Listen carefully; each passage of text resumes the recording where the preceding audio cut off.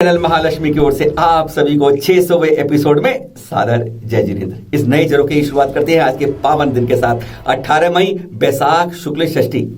हमारे चौथे तीर्थंकर का आज है गर्भ कल्याणक मोक्ष कल्याणक। हमारे कुछ तीर्थंकरों का जन्म और तप एक दिन आता है। किसी का जन्म तप मोक्ष आता है, किसी का तप ज्ञान मोक्ष आता है, किसी का जन्म और मोक्ष आता है। जैसे आज गर्भ और मोक्ष है। आज शुरुआत में पहले एक सवाल आपसे पूछते हैं कि कितने तीर्थंकरों का गर्भ और जन्म कल्याणक एक दिन आता है। सोचिए, आप सबको मालूम है पर आप बता नहीं पाएंगे, आखिर में हम बताएंगे। मुनि वेश को मत करो बदनाम, नहीं मिलेगा तन को ढकने का कपड़ा। ऐसे दृश्य पिछले कुछ समय से काफी वायरल हो रहे हैं। 2019 के चतुर्मास में तो एक साधु के साथ इसी तरह बच्चा था, लेकिन इस तरीके से अब गिनती बढ़ती जा रही है। चैनल मानवीय ऐसे 10-11 वीडियो पिछले 10 दिन में आ चुके हैं।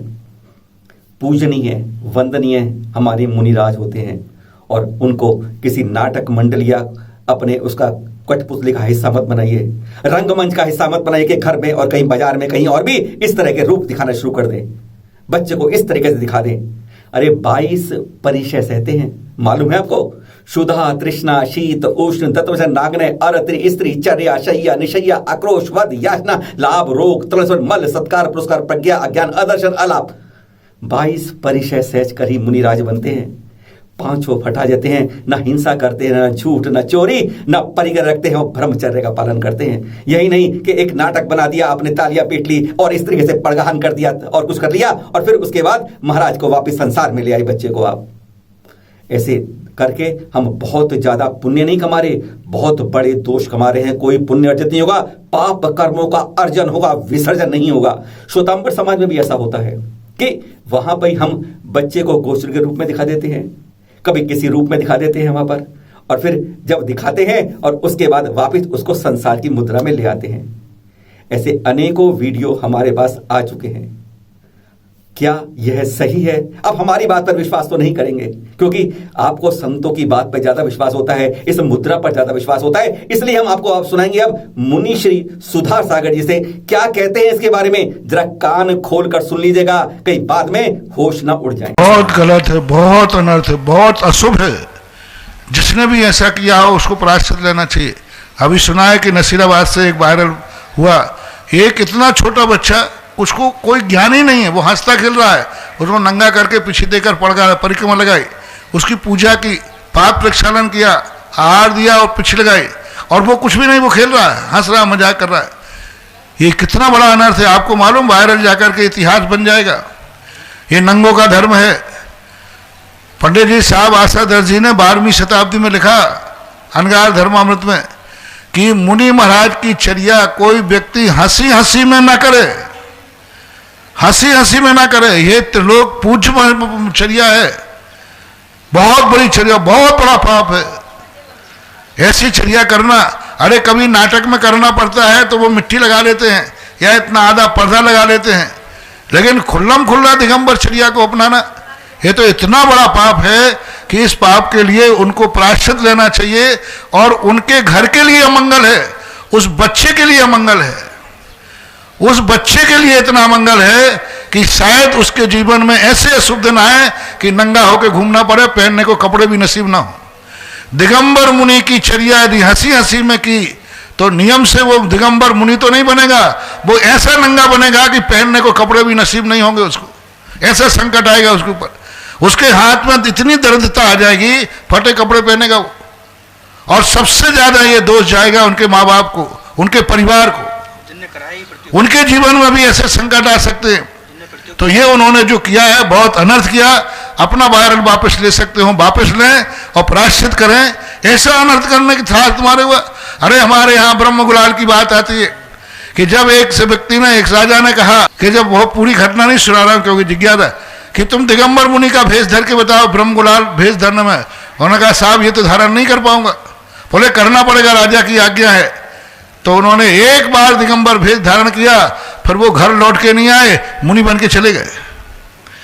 यानी हंसी हंसी में भी यदि दिगंबर मुनि बना लिया जाए तो फिर उसको दिगंबर मुनि ही रहना चाहिए, उसका पुनः अल्टरनेट नहीं होता। दिगंबर मुनि का द्वारा कोई अल्टरनेट नहीं है। अब उस बच्चे को ना तो मुनि बना सकते हो, अब तुरंत कपड़े पहना दिए होंगे, यानी आपने अक्षय तृतीया के दिन उसको मुनि मान के पूजा, मुनि मान के बुलाया और बाद में आपने कपड़े पहनाए। एक मुनि को भ्रष्ट करने का पाप आपको लगा, क्योंकि आपने उसको आदिनाथ की मुद्रा मानी है। आदिनाथ की मुद्रा मान करके आपने उसको हार दिया, यानी आपने इतना बड़ा पाप किया है कि एक मुनि को बाद में भ्रष्ट किया, कपड़ा पहनाए। तो ये ऐसी हंसी मजाक नहीं करना चाहिए, ये गलत है। जिसने भी हुआ उसकी घोर निंदा की जाती है और ये आगम के खिलाफ है, नैतिकता के खिलाफ है, इतिहास के खिलाफ है और उसके परिवार के लिए और बच्चे के लिए बहुत अशुभ है। जब संत जाएं पकड़े तुरंत पहनाओ गृहस्थ के कपड़े। आज आपके पास ये लेकर आए हैं, बुधवार की बात है, देश के सबसे बड़े अखबार टाइम्स ऑफ इंडिया के पन्ने पलट रहे थे कि इतनी बड़ी खबर पर अचानक नजर रुक गई कि एक संत को सेशन कोर्ट ने 2 साल की सजा और 50,000 जुर्माना बरकरार रखा है। अंदर आप देख ही रहे हैं इतनी बड़ी खबर जो 50-60 लाख लोग रोजाना पढ़ते हैं उस अखबार के अंदर, कि 70 साल के श्वेतांबर मुनिराज मनोहर मुनि को सेशन कोर्ट ने जो है सजा बरकरार रखी है। हमारा पहले यह अनुरोध है कि सभी कमेटियों से जब कोई ऐसी वारदात होती है तुरंत अपनी मुनि भेष को बचाने के लिए तुरंत गृहस्थ के कपड़े पहना देने चाहिए, जिससे हमारी मुनि भेष की कभी बदनामी ना हो। स्पष्ट है यह केस है 6 अप्रैल 2012 को जो केस करा गया। महिला को मंदिर में बुलाया, पहले ही बुरी नजर थी और फिर वो बेचारी महिला एग्जाम से कारण मानसिक रूप से पीड़ित थी, कहा गया तेरा मानसिक रूप से जो तेरी दिक्कत है उसे मैं खत्म करूंगा। कमरे बुला के कमरा बंद कर दिया, खिड़कियां बंद कर दी। आप रिपोर्ट सारी देख रहे हैं यहाँ कि महिला के साथ कैसे उत्पीड़न किया गया, क्या किया गया, यह आप देख रहे हैं। शब्दों में बयान हम नहीं कर सकते। सजा 2 साल की मिली, 50 जुर्माना। बस समितियों से अनुरोध, हमें ही अपने परिवार की, समाज की, साधु संतों की सुरक्षा करनी है। आपस में किस तरह दूरी बना के रखनी है यह आप बहुत अच्छी तरह जानते हैं। संतों से 2 गज की दूरी और विहार पर रोक अभी भी जरूरी। जैसे चित्र आप देख रहे हैं, हम नहीं बाजा रहे पर संतों के आगे इस तरीके से प्लास्टिक के लंबे शीट लगाकर हम दूर रह सकते हैं उनसे और उन्हें सुरक्षित रख सकते हैं।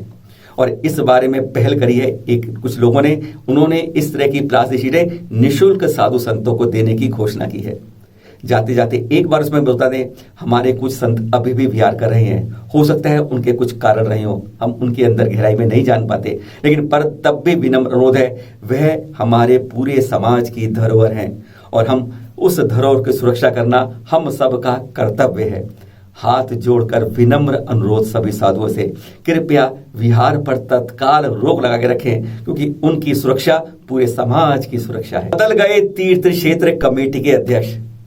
पिछली बार भी हुआ और इस बार भी वही 2.5 साल की परंपरा के बाद प्रभात जी अखिल भारतीय दिगंबर तीर्थ क्षेत्र कमेटी के अध्यक्ष से हटकर अब उनके स्थान पर श्री शिखर चंद पहाड़िया जी आ गए हैं।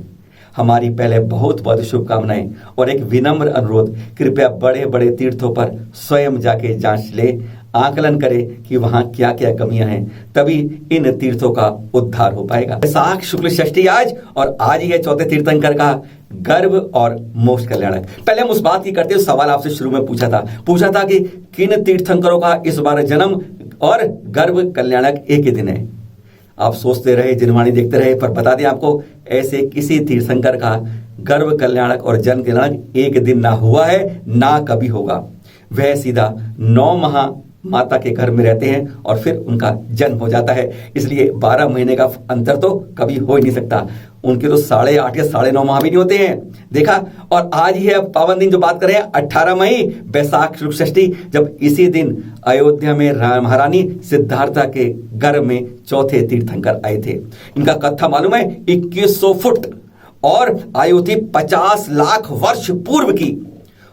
आपने जन्म लिया और जन्म से 6 माह पहले ही सौधर्म की आज्ञा से कुबेर ने रत्नों की महल पर बरसात शुरू कर दी थी। 3.5 करोड़ रत्न सुबह दोपहर शाम लगातार बरसते रहे 15 माह तक, आपके जन्म तक। और जब आपके आयु कर्म का ना 1 माह शेष रह गया तो आप इसी शिखर जी की में आ गए और आनंद कूट पर आपने फिर कहते हैं इसी कूट से 1000 राजाओं के साथ सिद्धालय पहुंच गए। मात्र एक समय में 1 सेकंड होता ना, उसके भी असंख्यात विभाग के अंदर आप सिद्धालय पहुंच गए। और कहते हैं इसी कूट से 73 कोड़ा कौड़ी 70 करोड़ 70 लाख 700 मुनिराज भी मोक्ष पधारे हैं। इस कूट की निर्मल भावों से वंदना करने से 1 लाख उपवासों का फल मिलता है। बोलिए चौथे तीर्थंकर श्री अभिनंदन भगवान जी की जय जय जय। और हाँ, जाने से पहले एक बात और, आप में से जो कलम के सिपाही बनना चाहते हैं, जिनका मन करता है कि मैं भी कुछ इस बारे में जन प्रभावना करूं, वह अतिथि रिपोर्टर बन सकते हैं। नंबर लिखा है, इस पर आपको व्हाट्सएप करना है अपने नाम और पते के साथ। बाकी जानकारी आपको अलग अलग भेज दी जाएगी। फिर मिलेंगे नए एपिसोड में आपके साथ। सादर जय जिनेंद्र।